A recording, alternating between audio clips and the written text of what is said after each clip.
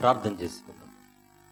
ప్రేమగల తండ్రి, కృపగల దేవ, జీవము గల ఆయన, పరిశుద్ధులైన మహా గొప్ప దేవ,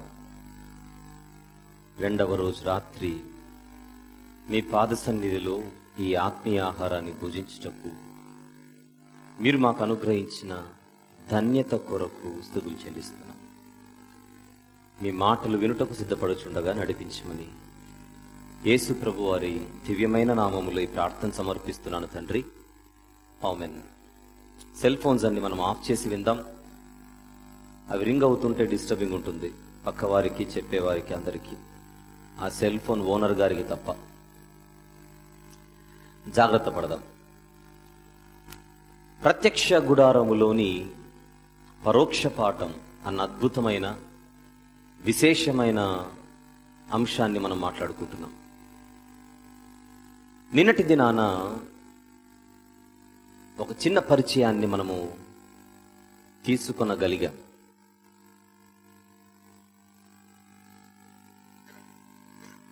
ఆకాశమందు ఆసీనుడైన దేవుడు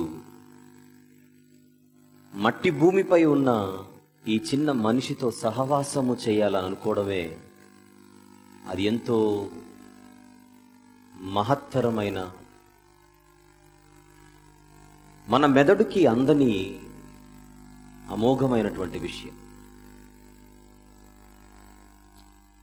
నిన్న రాత్రి మనం మాట్లాడుకున్న మాటలలోని సారాంశం, ఆ దేవుడు మనతో ఉండాలి అని అనుకోవడం ఏంటి, మనమే ఆయనతో ఉండాలి అని అనుకోవాలి.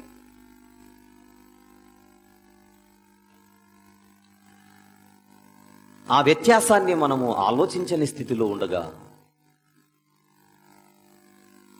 నిన్న రాత్రి దేవుడు మన ఎదుట ఈ మాటలు తన కృపను బట్టి ఉంచి మనల్ని ఆలోచింపజేశాడు. ఈ అంశంలోనికి వెళ్లే ముందుగా నేను ఒక ప్రశ్న అడుగుతాను మిమ్మల్ని. నిన్న రాత్రి నేను మీ అందరికి ఒక హోంవర్క్ ఇచ్చాను. ఏమిటది? ప్రార్థన చేసుకొని పడుకోమన్నాను. ఎంతమంది చేసుకున్నారో చేయొద్దండి. ఎత్తారు, బానే ఉంది. రోజు చేసుకున్నట్టు కాదు, నిన్న నేను చెప్పినవి అడగమని, నేను ఏదైతే అడగమన్నానో దేవుణ్ణి అదే అడిగి చేశామన్నోళ్ళు అబద్ధాలు చెప్పకుండా చేయొద్దండి. Very good. ఎత్తని వారందరి సంగతి ఏంటి?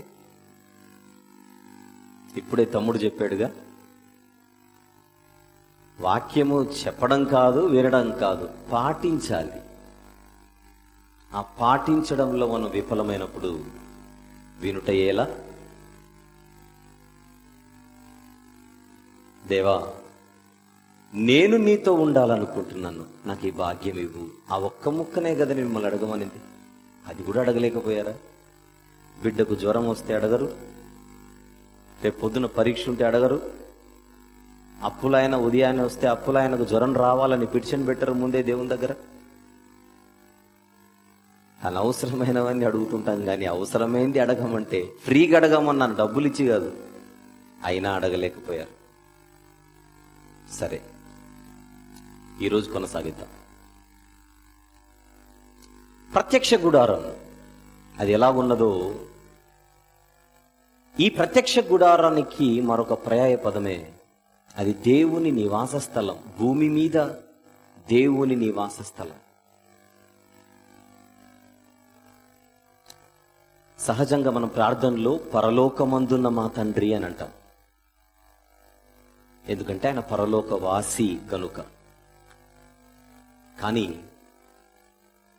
ఆ పరలోక వాసి భూమి మీద నివాసిగా ఉండాలనుకోవడం, ఆ నివాస స్థలం అన్నదే ప్రత్యక్ష గుడారముగా ఆయన సెలవివ్వడం, ఇశ్రాయేలీల మధ్య ఆయన నివసించుటకు ఒక నివాస స్థలాన్ని ఆయన కోరుకున్నదే ఆ ప్రత్యక్ష గుడార రూపములో. అది ఎలా ఉంటుందో రాత్రి చూపించాను మీకు. ఇంకొకసారి అది చూసి ముందుకెళ్దాం. నిన్న రాత్రి ప్లే చేసిన వీడియో ఒకసారి మీరు ప్లే చేయాలి. Very good. చూడండి ఒకసారి. ఆ పరిశుద్ధ స్థలాన్నే, ఆ ప్రత్యక్ష గుడారాన్నే దేవుడు కోరుకున్నది.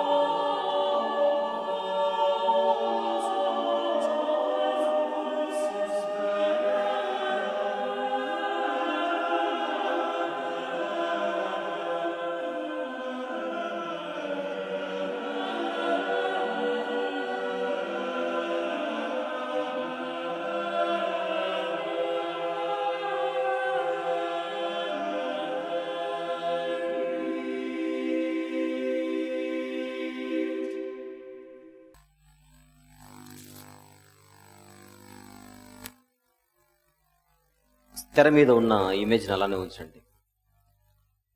ఒక గుడారం కనబడుతోంది. నిన్న రాత్రి చెప్పాను. ఆ గుడారములో 2 భాగాలు, పరిశుద్ధ స్థలము, అతి పరిశుద్ధ స్థలం. దానికి ఒక ఆవరణం ఉంది. ఆవరణములో బలిపీఠం ఉంది, గంగాళం ఉంది. అవి త్వరలో మాట్లాడుకుంటాం. ఆ ఆవరణము చుట్టూ ఒక ప్రహారీ ఉంది లేదా ప్రాకారం. ఆ ప్రాకారానికి ఒకే ఒక ద్వారం ఉంది. అదంతా మనసులో పెట్టుకోండి. అది దేవుని నివాస స్థలం. అదొక్కటి మైండ్లో ఉంచండి. ఆ నివాస స్థలము ఎలాంటి నిర్మాణంలో ఉంది, అందులో ఏమేమి ఉపయోగించారు, ఒక చిట్టా మాత్రం ఇచ్చాను. కానీ ఒక్కొక్క వస్తువు, ఒక్కొక్క నిర్మాణంలో ఉన్న ప్రతి భాగము మనకేం నేర్పిస్తుంది అనేది తర్వాత మాట్లాడతాను. అయితే ఇప్పుడు నేను మొదటిగా చెప్పవలసింది, ఈరోజు దేవుడు ఇశ్రాయేలీయులని ఆ దేవుని నివాస స్థలాన్ని కట్టమని చెప్పాడు. బాగుంది. కానీ అది ఎక్కడ కట్టాలి? అరణ్య ప్రయాణంలో ఉన్నారు వీళ్ళు. అరణ్య ప్రయాణంలో ఉండగా లక్షల మందిగా ఇశ్రాయేలీయులు ఉండగా, ఆ ఇశ్రాయేలీయులలో 12 గోత్రాల వారు ఉండగా, ఆ 12 గోత్రాల వారి మధ్య దీని స్థానం ఎక్కడ? మామూలుగా 4 దిక్కులు ఉంటాయి. ఒక ఊరు తీసుకోండి, ఉదాహరణకు ఒక ఊరు, ఒక పల్లె కానీ ఒక పట్టణము కానీ. ఏ ఊరికైనా 4 దిక్కులు ఉంటాయి. తూర్పు, పడమర, దక్షిణం, ఉత్తరం. ఈ 4 దిక్కులలో ఈ ప్రత్యక్ష గుడారపు దిక్కు ఏది? ఎక్కడుండాలి? మీరు ఎక్కడుంటారండి అని అంటే, హైదరాబాదుకు పడమర వైపు ఉంటాము, తూర్పు వైపు ఉంటాం, దక్షిణం వైపు ఉంటాం, లేకపోతే ఉత్తరం వైపు ఉంటాం. ఇతర దేశాలకు వెళ్ళినప్పుడు మీరు ఎక్కడ ఉంటారంటే, మేము సౌత్ ఇండియాలో ఉంటాం లేదా నార్త్ ఇండియాలో ఉంటాం. అప్పుడు 12 గోత్రాల ఇశ్రాయేలీలు లక్షల కొలదిగా ఉంటే, లక్షల కొలదిగా ఉన్న ఇశ్రాయేలీల మధ్య ఈ ప్రత్యక్ష గుడారము స్థానం ఎక్కడ? ఎక్కడ ఉంచమన్నాడు దేవుడు? ఎక్కడ ఉంచమన్నాడు? అన్నాడుగా, I want to live among them. నేను వారి మధ్య ఉండాలనుకుంటున్నాను. దేవుడు ఇశ్రాయేలీల మధ్య ఉండాలనుకుంటున్నాడు. ఒక ఊహ ఇప్పుడు ఊహించండి. లక్షల మంది ఇశ్రాయేలీలు, వారి మధ్య ఆయన తన నివాస స్థలాన్ని ఉంచమన్నాడు. అది ఎలా సాధ్యం? మధ్యలో ఎలా సాధ్యం? మధ్యలో ఈ ప్రత్యక్ష గుడారాన్ని నిర్మించాలి అని అంటే 12 గోత్రాల వారిని డివైడ్ చేయాల్సిందే. ఈ 12 గోత్రాల వారిని 4 దిక్కుల్లో చెదరగొట్టి, ఆ 4 దిక్కులలో వారు చెదరగొట్టబడిన తర్వాత మధ్యలో దాన్ని ఉంచితే తప్ప మధ్య అన్న పదానికి అర్థం లేదు. ఒక్కసారి 12 గోత్రాల వారిని 4 దిక్కుల్లో చెదరగొట్టండి. 12/4,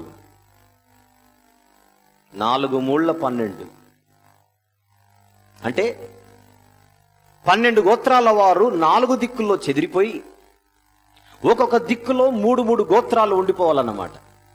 తూర్పున 3 గోత్రాలు, పడమరన 3 గోత్రాలు, దక్షిణాన 3 గోత్రాలు, ఉత్తరాన 3 గోత్రాలు. అలా 12 గోత్రాల వారు 3 గోత్రాలుగా 4 దిక్కులలో చెదిరిపోతే మధ్యలో ప్రత్యక్ష గుడారం ఉండొచ్చు.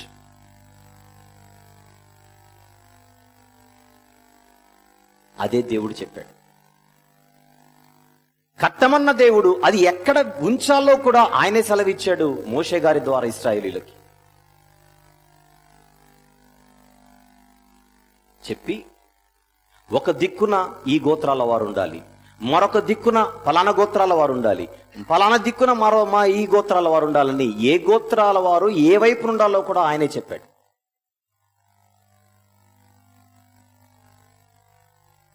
అందులో ముందుగా తూర్పున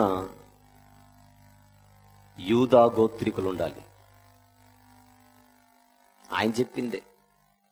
12 గోత్రాలలో యూదా గోత్రం ఒకటి ఉందిగా. అక్కడ ఇప్పుడు మీరు చూడండి, తెర మీద చూడండి ఒక్కసారి. తెర మీద మీకు ద్వారం కనబడుతోంది. ద్వారం ఉంది కదా, ప్రహారీకి గేట్ ఉందిగా, అది తూర్పు. గేట్ తూర్పునుంది. ఇప్పుడు గేటుకి ఎదురుగా అది తూర్పు. ఆ తూర్పు దిక్కున యూదులు ఉండాలి. వాళ్ళు ఎంతమంది అన్న ఉండని, ఆ యూదులు గేటుకి ఎదురుగా ఉండాలి. తూర్పు దిక్కున యూదా గోత్రం ఫిక్స్ చేశాడు దేవుడు. ఇక 2 గోత్రాలు రావాలి. యూదా గోత్రానికి ఒకవైపున ఇస్సాకారు గోత్రం, మరొక వైపున జెబూలూను గోత్రం. 3 గోత్రాలు. చెప్పండి, తూర్పున ఏ గోత్రాలు? యూదులు, జెబూలూనీయులు, ఇస్సాకారీయులు. ఈ 3 గోత్రాలు తూర్పున. ఇప్పుడు వెనకల చూడండి, పడమర, వెస్ట్. పడమర ఎఫ్రాయిమీలు, వాళ్ళు మధ్యలో ఉండాలి. తూర్పున యూదులు మధ్యలో ఉండాలి, వెనకల పడమరన ఎఫ్రాయిమీ ఉండాలి. ఆ ఎఫ్రాయిమీలకు ఒకవైపున మనషే గోత్రికులు, మరొక వైపున బెన్యామీను గోత్రికులు. అక్కడ ఒక 3 గోత్రాలు అయిపోయినాయి. ఇప్పుడు దక్షిణం. దక్షిణాన రూబేను గోత్రికుల మధ్యలో ఉండాలి, రూబేను గోత్రం. ఆ రూబేను గోత్రికులకు ఒకవైపు షిమ్యోను గోత్రం, మరొక వైపు గాదు గోత్రం.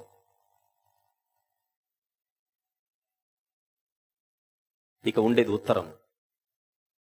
మిగిలింది 3 గోత్రాలు. ఆ 3 గోత్రాలలో మధ్యన దాను గోత్రం ఉండాలి. ఆ దాను గోత్రికులకు ఒకవైపున ఆషేరు గోత్రికులు, మరొక వైపు నఫ్తాలి గోత్రికులు. ఇది విభజన. అది దేవుడు చేసిన విభజన. ఇందులో మనుషుల ఆలోచనలకు తావేలేదు, గుర్తుపెట్టుకోవాలి. ప్రత్యక్ష గుడారం ప్రారంభము నుండి చివరి వరకు అణువణువు, బిట్ బిట్ దేవుడు చెప్పినట్టుగానే కట్టి తీరాలి. తేడా వస్తే దేవుడు ఒప్పుకోడు.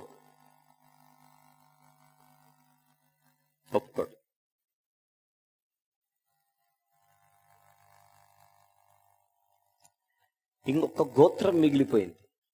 చూద్దాం ఎవరు చెప్తారు. లేవీయులు. మళ్ళీ వాళ్ళు ఎక్కడ ఉండాలి? ఆ లేవీయులు ప్రత్యక్ష గుడారానికి మిగిలిన గోత్రాలు ఎవరైతే ఉన్నారో వాళ్ళకి వీళ్ళు మధ్యలో వచ్చేయాలి. ప్రత్యక్ష గుడారం అంటే అది దేవుని మందిరం, సాక్ష్యపు గుడారం, సువర్ణ గుడారం, దేవుని నివాస స్థలం. ఆ ప్రత్యక్ష గుడారానికి చుట్టూ కంచుకోటగా లేవీయులు సెటిల్ అయిపోవాలి. ఎలా ఏర్పాటు చేశాడంటే, ఎవరైనా ప్రత్యక్ష గుడారానికి రావాలంటే లేవీయులను దాటి రావాలి.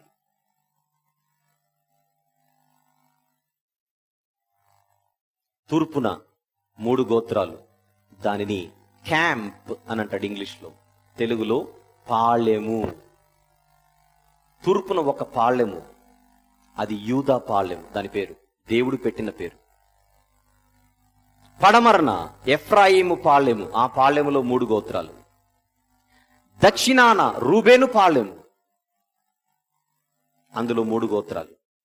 ఉత్తరాన దాను పాళెము, అందులో 3 గోత్రాలు.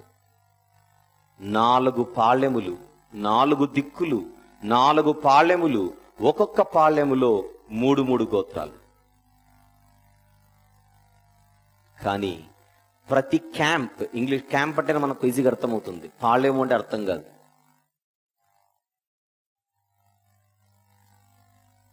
కాలనీ అనుకోండి, ఇంకా మన భాషలో ముందొక కాలనీ, వెనకల ఒక కాలనీ, యువతల ఒక కాలనీ, యువతల ఒక కాలనీ, ఒక్కొక్క కాలనీకి ఒక్కొక్క పేరు. యూదా కాలనీ. అయితే ప్రతి క్యాంప్కి ప్రత్యక్ష గుడారానికి మధ్యలో ఎవరుండిపోతారు? లేవీయులు. అంటే ఇప్పుడు తూర్పున యూదా క్యాంప్ ఉంది కదా, యూదా పాళ్యం ఉంది కదా, దానికి ప్రత్యక్ష గుడారానికి మధ్యలో కొందరు యూదులు వచ్చేయాలి. అది కూడా దేవుడే చెప్పాడు ఎవరు ఉండాలో కూడా. లేవీలు వచ్చాలి, లేవీలు రావాలి, అది కూడా దేవుడు చెప్పాడు. తూర్పున ఎవరు ఉండాలి అంటే మోషే ఉండాలి, అహరోను ఉండాలి, అహరోను కుమారులు ఉండాలి. వీళ్ళు యాజకులు. అహరోను కుమారులు యాజకులు, వాళ్ళతో కలిపి మోజెస్. యూదా పాలెముకు నెక్స్ట్ ప్రత్యక్ష గుడారానికి మధ్యలో మోషే అండ్ యాజకులు ఉండాలి తూర్పున. మరి పడమరన ఎవరు ఉండాలి? దక్షిణాన ఎవరు ఉండాలి? ఉత్తరాన ఎవరు ఉండాలి? ఇప్పుడు ఒక సమాచారం. లేవీయులలో 3 వంశాలు ఉంటాయి, గుర్తుపెట్టుకోండి. లేవీయులు అనగానే అందులో 3 వంశాలు ఉంటాయి.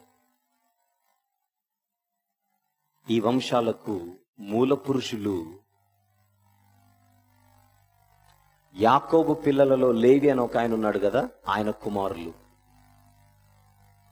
యాకోబు 12 మంది కుమారులలో ఒక కుమారుని పేరు లేవి. ఆ లేవికి 3 కుమారులు. ఒక ఆయన పేరు గెర్షోను, మరొక ఆయన పేరు కహాతు, మరొక ఆయన పేరు మెరారి. ఈ 3 లేవీయులకు వంశం మూల పురుషులు. గెర్షోను నుండి వచ్చిన వాళ్ళందరూ కూడా గెర్షోనీయులు, వాళ్ళు లేవీయులే. కహాతు నుండి వచ్చిన వాళ్ళందరూ కూడా కహాతీయులు, వాళ్ళు లేవీయులే.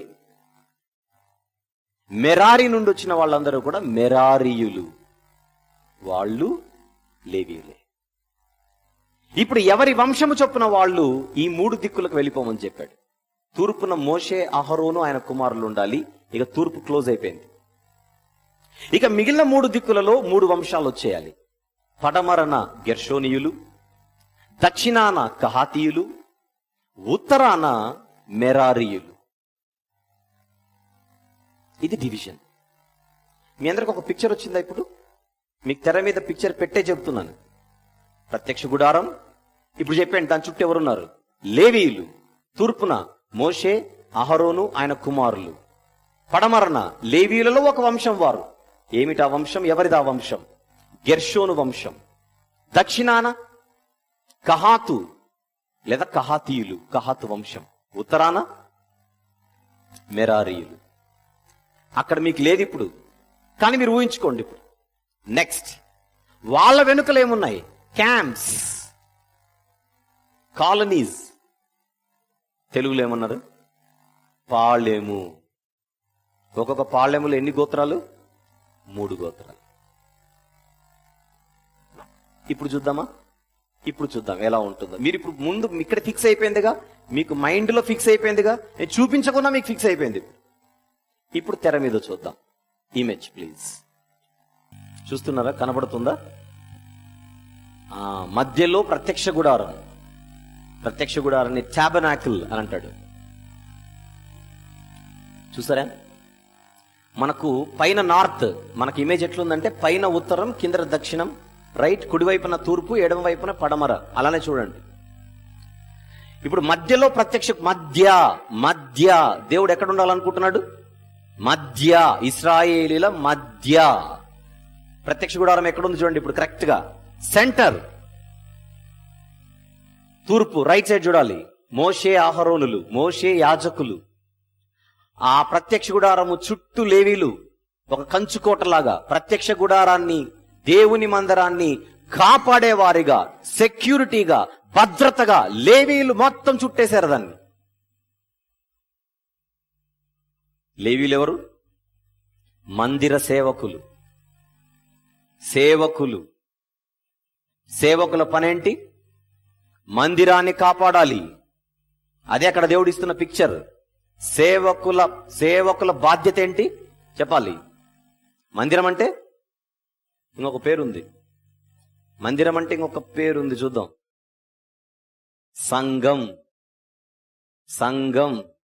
సంఘాన్ని ఎవరు కాపాడాలి? సేవకులు కాపాడాలి. ఎవరు సేవకులు అక్కడ? లేవీలు. లేవీలు అంటే ఎవరు? పరిచర్య చేయువారు, మందిర పరిచర్య చేయువారు, సేవకులు, పరిచారకులు, అందులో యాజకులు. యాజకుల పనేంటి? పరిచారకుల పనేంటి? సేవకుల పనేంటి? చెబుతున్నాడు దేవుడు ఫిగర్ వేసి. సంఘాన్ని, మందిరాన్ని మీరు కాపాడాలి, రక్షించాలి, భక్షించకూడదు. పాత నిబంధనలోని సేవకుల బాధ్యత దేవుడు ఎలా చెబుతున్నాడు చూడండి.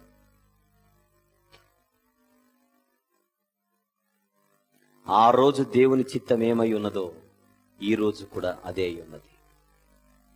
ఆ రోజు యాజకులు వాళ్ళైతే ఈ రోజు యాజకులు ఎవరు? మీరు అనుకుంటున్నారు పాస్టర్ గారు. అలా అనుకుంటే మీరు పొరపడ్డారు. ఇప్పుడు యాజకులు ఎవరో చెప్పనా? చీకటిలో నుండి ఆశ్చర్యకరమైన తన వెలుగులోనికి మిమ్మును పిలిచిన వాని గుణాతిశయములను ప్రచురము చేయు నిమిత్తము ఏర్పరచబడిన వారును, నెక్స్ట్, రాజులైన యాజక సమూహము. ఎవరు? చీకటిలో నుండి ఆశ్చర్యకరమైన దేవుని వెలుగులోనికి పిలువబడిన వారు. చీకటంటే పాపం. మీకు తెలియకపోతే అయ్యో పాపం. ఒకనాడు మీరు చీకటి అయి ఉంటారంటాడు ఎఫెసీయులతో. ఒకనాడు మనంతా చీకటి బ్రతుకు.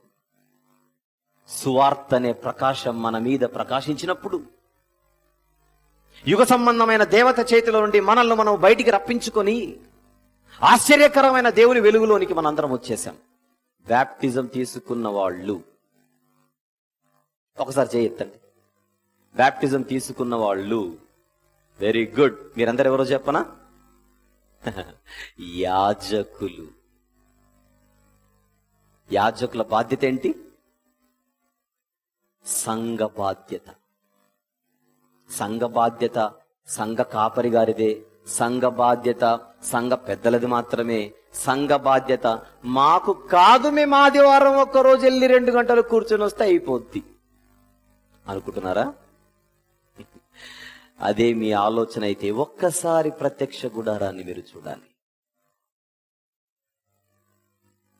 ఆనాడు యాజకులు వాళ్ళైతే ఈనాడు యాజకులు మీరే, బ్యాప్టిజం తీసుకున్నవారు.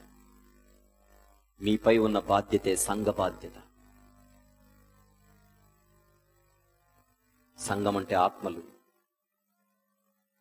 ఆత్మలను రక్షించే బాధ్యత.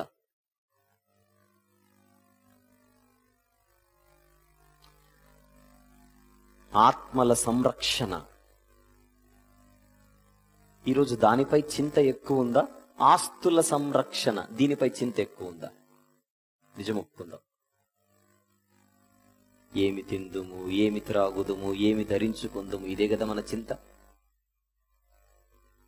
విస్తారమైన ఆలోచనలు కలిగి ఈరోజు దేవుని కార్యములను పక్కన పెట్టి బ్రతుకుతున్న భయంకరమైన దుర్భర పరిస్థితి యాజకులది. అది దేవుని చిత్తం కాదు. అది దేవుని చిత్తం కాదు. ఒకనాడు అదే నేర్పిస్తున్నాడు. నా మందిరము చుట్టూ మీరు కావలి కాయాలి.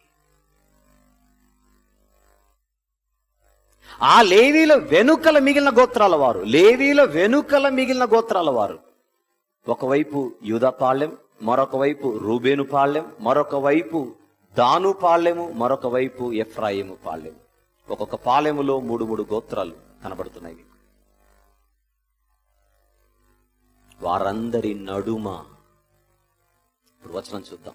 సంఖ్యాకాండం 2వ అధ్యాయం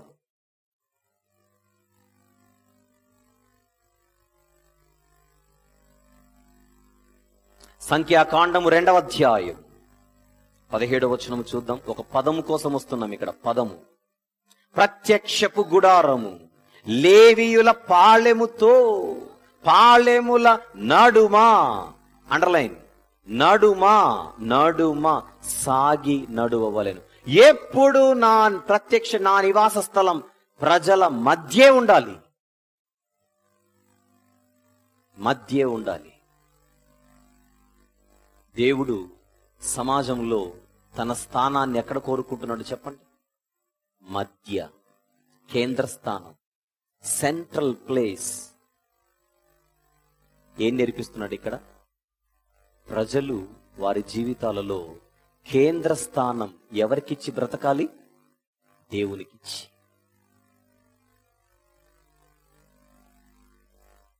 సమాజం అనగానే మీకు ఒక మాట చెబుతాను ఇక్కడ. ఒక వ్యక్తి, ఒక కుటుంబం, ఒక సంఘం అండ్ సొసైటీ, సమాజం. గుర్తుపెట్టుకోవాలి, సమాజాన్ని 4 రకాలుగా విడగొడుతున్నాను. సమాజంలో ఎవరుంటారు? Individual persons. నేను ఒక వ్యక్తినండి, దేవుడు నేర్పిస్తున్నాడు, నాకు నువ్వు కేంద్ర స్థానం ఇవ్వాలి, ప్రథమ స్థానం ఇవ్వాలి, మధ్య స్థానం ఇవ్వాలి అంటున్నాడు. అది నేను ఎక్కడ అప్లై చేయాలి? నా వ్యక్తిగత జీవితంలో అప్లై చేయాలి. నా వ్యక్తిగత జీవితంలో సెంటర్ ప్లేస్ ఎవరికి ఉండాలి? తల్లికా, తండ్రికా, భార్యకా, పిల్లలకా, స్నేహితులకా, ఎవరికి అని అడిగితే దేవునికి ఇవ్వాలని నేర్పిస్తుంది వాక్యం. అది నా వ్యక్తిగత జీవితంలో ఇంప్లిమెంట్ అవ్వాలి. నెక్స్ట్, నాకంటూ ఒక కుటుంబం ఉంది. నా కుటుంబంలో కూడా నేను కేంద్ర స్థానం దేవునికి ఇవ్వాలి. కొందరు వ్యక్తులు కలిస్తే ఒక కుటుంబం అవుతుంది, కొన్ని కుటుంబాలు కలిస్తే ఒక సంఘం అవుతుంది. అంతేనా? మన సంఘాలలో ఎవరుంటారు? కుటుంబాలు ఉంటాయి. నా వ్యక్తిగత జీవితంలో నేను దేవునికి కేంద్ర స్థానం ఇవ్వాలి. నా కుటుంబ జీవితంలో నా కుటుంబం అంతా కలిసి దేవునికి కేంద్ర స్థానం ఇవ్వాలి. నెక్స్ట్, నాకొక సంఘం ఉంది, స్థానిక సంఘం. ఆ స్థానిక సంఘములో మేము సంఘమంతా కలిసి, ఇది సంఘ కుటుంబం, సంఘమంతా కలిసి దేవునికే కేంద్ర స్థానం ఇవ్వాలి, వ్యక్తులకు కాదు. నెక్స్ట్, ఇలాంటి ఎన్నో సంఘాలు కలిస్తే ఒక సమాజం. ఆ సమాజం అంతా కలిసి ఎవరికి కేంద్ర స్థానం ఇవ్వాలి? దేవునికి కేంద్ర స్థానం ఇవ్వాలి. అది జరిగినప్పుడే పరలోకమందు ఆయన చిత్తము నెరవేరుచున్నట్టు, చెప్పండి, భూమి మీదను నెరవేరు. ఎలా దిగారో అలానే నడవాలి, ఎలా నడుస్తున్నారో అలానే దిగాలని చెప్పాడు క్లియర్ గా. నా స్థానం ఎప్పుడు చెడిపోకూడదు, నా స్థానం ఎప్పుడు చెడిపోకూడదు. ఎంత అద్భుతమైన పాట నాకు.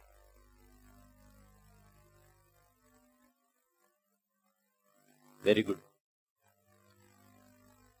ఇక నిన్నటి దినాన దేవుడు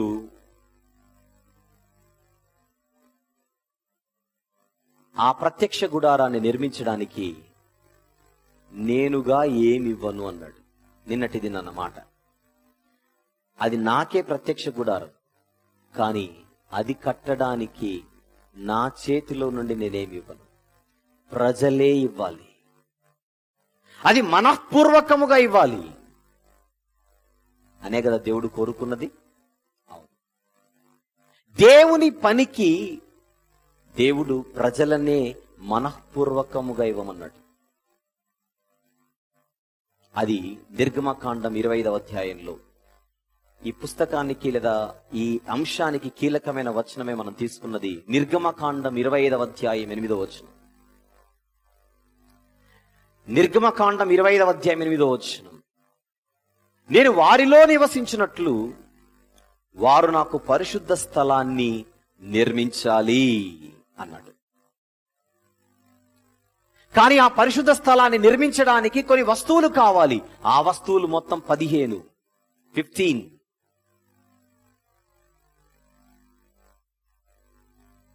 ఆ 15 వస్తువులేంటో పైనది చెప్పాడు, చూసాం ఇంతకు ముందు 3వ వచనం నుండి.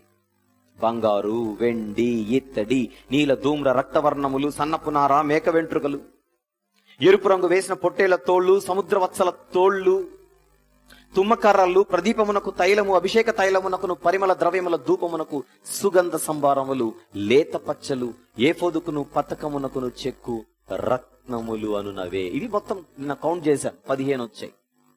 ఈ 15 వస్తువులను అర్పణలుగా ఎవరివ్వాలి అని అడిగితే ప్రజలనే అడుగు, అది వాళ్ళకి మనస్ఫూర్తిగా ఇచ్చే పాటైతే ఇవ్వమని.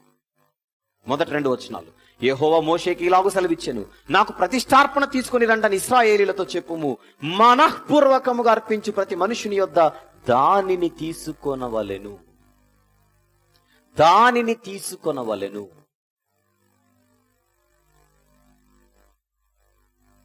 అక్కడ ఒక మాట చెప్పి ఆపాను. అర్పణలు అందరూ ఇస్తారు, లేదా కానుకలు అందరూ ఇస్తారు, కానీ ఇచ్చే మనసు ఎలా ఉందని చూస్తున్నాడు దేవుడు.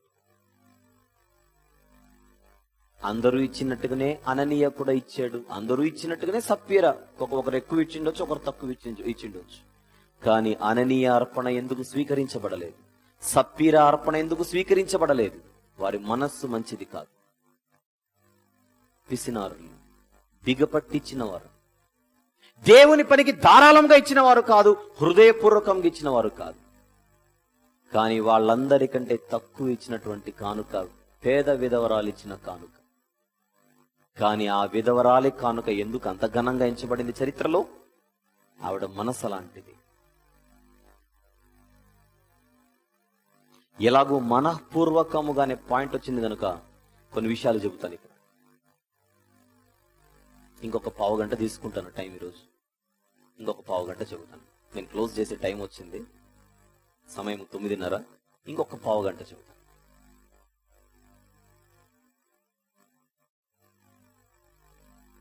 మనఃపూర్వకముగా అనే మాట వచ్చింది కనుక ఒక మాట చెబుతాను ఇక్కడ. దేవుని మనసెరిగిన వాడు దావీదు గారు. అక్కడక్కడ ఆయన తప్పులు చేసినా నా ఇష్టానుసారుడైన మనుష్యుడని పేరుగాంచిన వాడు. ఆయన వెళ్లే సమయం ఆసన్నమైంది. అప్పుడు తన కుమారుణ్ణి పిలిచి సొలొమోనుని కొన్ని ఇన్స్ట్రక్షన్స్ ఇస్తున్నాడు. ఆ ఇన్స్ట్రక్షన్స్ లో ఆయన చెబుతున్న మాటలేంటో చూద్దాం. దినవృత్తాంతముల మొదటి గ్రంథము తీద్దామా? అందరూ తీయండి. దినవృత్తాంతముల మొదటి గ్రంథము 28వ అధ్యాయం.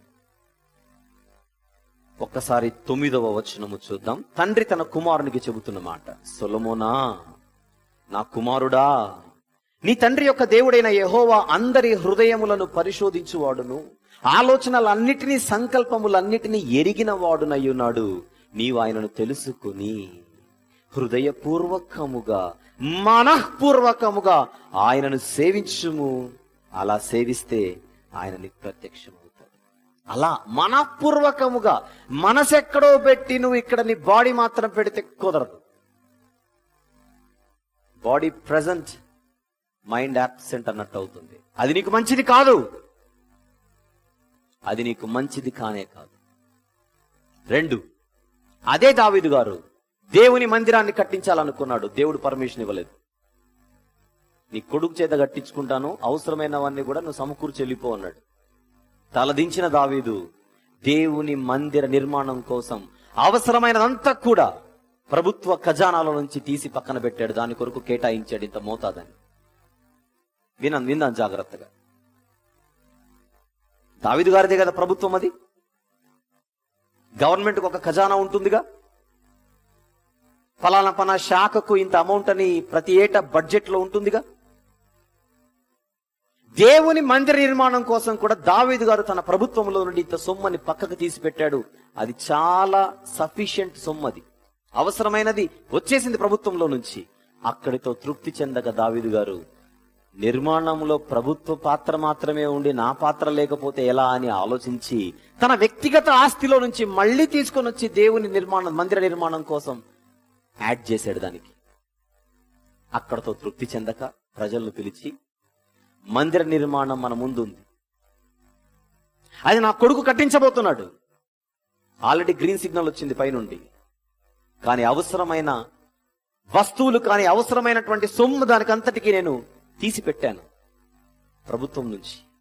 కానీ వ్యక్తిగతంగా నేను కూడా ఇచ్చాను దానికి. కానీ స్వార్థంగా నేను మాత్రమే ఇస్తే ఎలా? మీలో ఎందరికైతే ఆ మనసుందో మనసున్న వారు మాత్రమే ముందుకు రండి అన్నాడు. చూద్దాం ఆ పిలుపు. అదే దినవృత్తాంతముల మొదటి గ్రంథం పక్క అధ్యాయం 29వ అధ్యాయం. 29వ అధ్యాయం. మీరు తర్వాత 19 వచనాలు చదవండి. మొదటి నుంచి 19 వచనాల తర్వాత చదవండి. కానీ అవసరమైనది చూద్దాం. 5వ వచనం. ఈ దినమున యెహోవాకు ప్రతిష్ఠితముగా మనఃపూర్వకంగా ఇచ్చువారు ఎవరైనా మీలో ఉన్నారా అడుగుతున్నాడు. ఒకప్పుడు మోషే అడుగుతున్నట్టుగానే ఈ రోజు దావీదు అడుగుతున్నాడు. ఇక్కడ ఉన్నారు ఎవరైనా మందిర పని కోసం, దేవుని మందిర పని కోసం ఇవ్వడానికి, చేతులు చాచడానికి మీలో ఎవరైనా ఉన్నారా అని అడుగుతున్నాడు. ఆయన పిలుపుకి ఎలా స్పందన వచ్చిందో చూద్దాం. 7వ వచనం. 6-7 అప్పుడు పితరుల ఇండ్లకు అధిపతులను, ఇశ్రాయేలుల గోత్రపు అధిపతులను, సహస్రాధిపతులను, శతాధిపతులను, రాజు పని మీద నియమింపబడిన అధిపతులు కలిసి మనఃపూర్వకంగా దేవుని మందిర పనికి ఎంతో సొమ్మును తీసుకొని వచ్చారు. అదంతా 8వ వచనం వరకు చదవండి, అవసరం లేదు నేను చదవడం. 9వ వచనం, వారు పూర్ణ మనసుతో యెహోవాకు ఇచ్చి ఉండిరి గనుక వారు అలాగు మనఃపూర్వకంగా ఇచ్చినందున జనులు సంతోషపడిరి. అది దేవునికి కూడా సంతోషకరమైన విషయం. 14వ వచనం, ఈ ప్రకారము మనఃపూర్వకంగా ఇచ్చి సామర్థ్యము మా కుండుటకు నేను ఎంత మాత్రపు వాడను అంటున్నాడు. 17వ వచనం, నా దేవా నీవు హృదయ పరిశోధన చేయుచు యథార్థవంతుల యందు ఇష్టపడుచున్నావని నేను ఎరుగుదును. నేనైతే యథార్థ హృదయం గలవాడనై ఇవన్నీ మనఃపూర్వకంగా ఇచ్చి ఉన్నాను. ఇప్పుడు ఇక్కడుండు నీ జనులను నీకు మనఃపూర్వకంగా ఇచ్చుట చూచి సంతోషించుచున్నాను. ఇవ్వడము కాదు, దేవునికి ఆనందము కలగాలంటే ఆ అర్పణ హృదయపూర్వకమైనదై ఉండాలి. అది తక్కువైనా సరే. అందుకే పౌలు గారు అంటారు, దేవుడు ఉత్సాహముగా ఇచ్చు వారిని ప్రేమించును. 2వ కొరింథీ 9:5-7 వచనాలు రాసుకోండి. సనుగుకుంటూ ఇవ్వద్దని చెప్పాడు. ఇవ్వడం సనుగుకుంటూ ఇవ్వకండి. పక్కా ఆయన ఇస్తున్నాడు కదా, నేను ఇవ్వకపోతే బాగోదు అన్నట్టుగా ఇవ్వకండి. అది ఇచ్చినా చెల్లదు.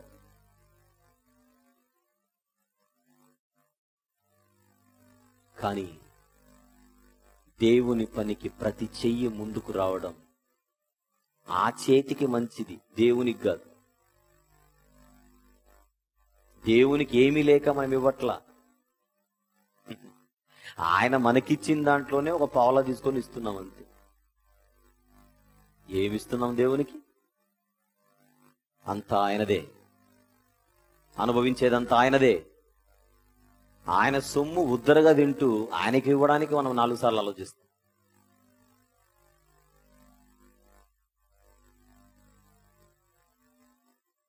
అలాంటి మనసే పేద విధవరాలకు ఉంది. అలాంటి మనసే మాసిదోనియా సంఘస్థులకు ఉన్నది. చరిత్ర లాంటి వారు మనకు అక్కడక్కడ కనబడతారు. మరి ఈ ప్రత్యక్ష గుడారాన్ని నిర్మించడానికి ఈరోజు దేవుడు కానుకలు అడుగుతున్నాడు మోషే ద్వారా. మనఃపూర్వకంగా ఇచ్చు వారి దగ్గర నుంచి తీసుకు. దేవుడు ఏం చెప్పాడో అదే వెళ్ళి మోషే చెప్పాడు. బలవంతము లేదు, మీకు ఆ మనసుంటే ఇవ్వండి. పని అయితే ఇది, చెప్పడం నా బాధ్యత. పని ఇది, అవసరం ఇది, మనసుంటే ఇవ్వండి. అది పిలుపు. ఆ పిలుపు ఎక్కడుందో చూద్దాం. Come back. నిర్గమకాండం అగైన్ 25వ అధ్యాయంలో దేవుడు చెప్పమన్నాడు విషయం. 25వ అధ్యాయంలో దేవుడు చెప్పమన్నాడు. ఇప్పుడు 35వ అధ్యాయానికి వద్దాం. మరి ఆయన చెబుతున్నాడో లేదో చూద్దాం. 35వ అధ్యాయం 4 నుంచి చదువుకుంటూ వద్దాం కిందికి. మరియు మోషే ఇశ్రాయేలీయులైన సర్వ సమాజముతో ఇట్లా నేను యెహోవా ఆజ్ఞాపించినదేమనగా, మీరు మీలో నుండి యెహోవాకు అర్పణము పోగు చేయుడి. ఎట్లనగా బుద్ధి పుట్టిన ప్రతివాడు యెహోవా సేవ నిమిత్తము, మొత్తం లిస్ట్ చెప్పాడు. బంగారు, ఇత్తడి, వెండి, నీల ధూమ్ర మొత్తం అవన్నీ చెప్పాడు. అవన్నీ 9వ వచనంలో చివరి మాట, తీసుకొని రావాలను. అదొకటి చూడండి, తీసుకొని రావాలను. ఎవరు తీసుకొని రావాలి? బుద్ధి పుట్టినవాడు. బుద్ధి పుట్టినవాడు. ఆ ఆలోచన, ఆ మనస్సు, ఆ సంసిద్ధత నీకు లేకపోతే దండం, వద్దు రాకు. పిలుపు చాలా మంచిది కదా. పని దేవునిది. నిర్గమకాండం 35వ అధ్యాయం 4 నుంచి 9 వచనాలు మనం చదువుకున్నాం. ఇప్పుడు ఆ పిలుపుకు స్పందించి ప్రజలు ఎలా వచ్చారో చూద్దాం. ఇప్పుడు 20 నుంచి చూద్దాం. ఆ మోషే గారు చెప్పిందంతా విన్న తర్వాత ఇశ్రాయేలీయుల సమాజమంతయు మోషే ఎదుటి నుండి వెడలిపోయాను. తర్వాత ఏం జరిగింది? ఎవని హృదయము వాని రేపెనో, ఎవని మనస్సు వాని ప్రేరేపించెనో వారందరూ వచ్చి ప్రత్యక్షపు గుడారం యొక్క పని కొరకు, దాని సమస్త సేవ కొరకు, ప్రతిష్ఠిత వస్త్రముల కొరకు యెహోవాకు అర్పణను తెచ్చిరి. స్త్రీలు గాని పురుషులు గాని ఎవరెవరి హృదయములు వారిని ప్రేరేపించెనో వారందరూ కిందున్న వస్తువులను తీసుకొని వచ్చిరి. 25వ వచనం, మరియు వివేక హృదయము గల స్త్రీలందరూ తమ చేతులతో తాము వడికిన నీల ధూమ్ర రక్తవర్ణములు గల నూలును, సన్ననార నూలు తెచ్చిరి. 26వ వచనం, ఏ స్త్రీలు జ్ఞాన హృదయం గల వారే ప్రేరేపింపబడ్డారో వాళ్ళు మేక వెంట్రుకలు దానిని వడికిరి పని వచ్చిన వాళ్ళు. 29వ వచనం, మోషే చేయవలెనని యెహోవా ఆజ్ఞాపించిన పనులన్నిటి కొరకు ఇశ్రాయేలీయులలో పురుషులేమి స్త్రీలేమి తెచ్చుటకు ఎవరి హృదయంలో వారిని ప్రేరేపించెనో వారందరూ మనఃపూర్వకముగా యెహోవాకు అర్పణలు తెచ్చిరి. పదే పదే రాశాడు. వాళ్ళు ఏ మనసుతో తెచ్చారు? రికార్డ్స్ లో రాస్తున్నాడు చూడండి దేవుడు. తెచ్చారు తెచ్చారు తెచ్చారు తెచ్చారు కాదు, వ్రాయబడింది మనఃపూర్వకంగా తెచ్చారు, మనఃపూర్వకంగా తెచ్చారు. ఇక్కడ ఇంకా గొప్ప సంగతి, ఇంకా ఆలోచించవలసిన సంగతి, ఇంకా ఆనందించాల్సిన సంగతి ఏంటంటే, పనికి ఎంతైతే సరిపోయిందో అక్కడ సరిపోయిందని తెలిసినా తెస్తున్నారట. ఇంకా సరిపోతే సరిపోయిందిలేండి ఇది పెట్టుకోండి అని. చివరికి పరిస్థితి ఎట్లా వచ్చిందంటే, పని స్టార్ట్ అయిపోయింది, మొత్తం సమకూర్చబడింది, గుడార నిర్మాణం స్టార్ట్ అయిపోయింది. అక్కడ స్టార్ట్ అయిపోతే ఇక్కడ ఇంకా సరుకు వచ్చేస్తూనే ఉంది, ఇంకా నిధిలోనికి, ఖజానాలోనికి. అప్పుడు పని చేసేటోళ్ళందరూ అందరూ పని మానేసి వెళ్ళి నాయకుడైన మోషే దగ్గరికి వెళ్ళారు. అయ్యా, వీళ్ళని ఆగమంటే ఆగట్లేదు, నువ్వేనా చెప్పన్నారు. ఎంత గొప్ప సంగతి! ఎప్పుడు కనపడుతుంది ఇలాంటి దృశ్యం? అప్పుడు పని ఆపేసి మోషే గారు ప్రజల దగ్గరికి వెళ్ళి ఆ కానుకలు తేవడం ఆపేయండి, సరిపోయింది అన్నాడు. మోషే చెప్పేంతవరకు ఆగలేదు అక్కడ. ఫ్లోయింగ్. చూద్దాం 36వ అధ్యాయం, 36వ అధ్యాయం నిర్గమాకాండం 3 నుంచి చూద్దాం. ఆ పని చేయుటకై వారు పరిశుద్ధ స్థలం యొక్క సేవ కొరకు ఇశ్రాయేలీయులు తెచ్చిన అర్పణములన్నిటినీ మోషే యొద్ద నుండి తీసుకొనిది. అయినను ఇశ్రాయేలీయులు ఇంకా ప్రతి ఉదయమున, చూడండి జాగ్రత్తగా, మోషే యొద్ద తెచ్చారు, బానే ఉంది. అయినను ఇశ్రాయేలీయులు ఇంకా ప్రతి ఉదయమున మనఃపూర్వకంగా అర్పణములను అతని యొద్దకు తెచ్చుచుండిరి. అప్పుడు పరిశుద్ధ స్థల సంబంధమైన పని అంతయు చేయు ప్రజ్ఞావంతులందరిలో ప్రతి వాడు తాను చేయు పని విడిచి వచ్చి, గమనిస్తున్నారా, తాము చేయు పనిని విడిచి వచ్చి మోషేతో చేయవలెనని యెహోవా ఆజ్ఞాపించిన పని విషయమైన సేవ కొరకు ప్రజలు కావలసిన దానికంటే బహువిస్తారము తీసుకొని వచ్చుచున్నారని చెప్పగా, మోషే పరిశుద్ధ స్థలమునకు ఏ పురుషుడైనను ఏ స్త్రీ అయినను ఇక మీదట ఏ అర్పణనైనను తేవద్దని ఆజ్ఞాపించెను. గనుక పాళెమందంతటను ఆ మాట చాటించిరి. ఆ పని అంతయు చేయునట్లు దాని కొరకు వారు తెచ్చిన సామాగ్రి చాలినది, అది అత్యధికమైనది. గనుక ప్రజలు తీసుకొని వచ్చుట మానిరి. అసలు పరలోకమందున్న దేవుడు ఎంత ఆనందిస్తూ ఉంటాడు, ఎంత ఆనందిస్తుంటాడు. తండ్రి నీళ్లు తాగిన తర్వాత 4 ఏళ్ల పసివాడు ఆ గ్లాస్ తీసుకొని వాడు వెళ్ళి కిచెన్ తీసుకొని వెళ్ళి అమ్మకి ఇస్తుంటే ఆ దృశ్యాన్ని చూసి తండ్రి ఎంతో ముచ్చటగా నవ్వుకుంటుంటాడు. గ్లాస్ ఎత్తలేనోడు గ్లాస్ తీసుకొని పోతున్నాడు ఇక్కడ నుంచి. అమ్మ వంట చేసేటప్పుడు పాప వచ్చేదో చిన్న చిన్న సహాయం చేస్తుంది అనుకోండి, ముద్దుగా, అమ్మకది ముద్దు, చిన్న పనే. చిన్న గ్లాస్ తీసుకొని వెళ్ళాడు కిచెన్ లోకి, నాన్నకు ముచ్చటేసింది. అమ్మ వంట పనిలో అప్పుడప్పుడు మీరు గమనిస్తుంటారు, అమ్మ కూరగాయలు కోస్తుంటే ఒక చిన్న కత్తి తీసుకొని, ఏంటి చైనా బజార్లో కొనుక్కున్న ఆడుకునే కత్తి తీసుకొని టక్క టక్క టక్క టక్క టక్క, పసిబిడ్డ కూడా అది ఎప్పుడు కట్టు, టమాటో కూడా కట్టు కాదు దానికి. మమ్మీ నేను కూడా హెల్ప్ చేస్తానని కోస్తూ ఉంటే ఆ అమ్మ ఎంత ముచ్చటగా పాపం చూస్తూ వేలు కోసుకుంటుంటుంది.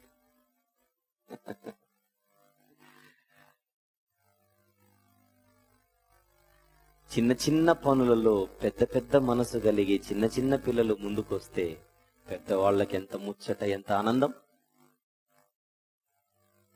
తాను అడగ్గానే నాకు ఒక చిన్న నిర్మాణం కట్టండి నాయన అని అడిగినందుకు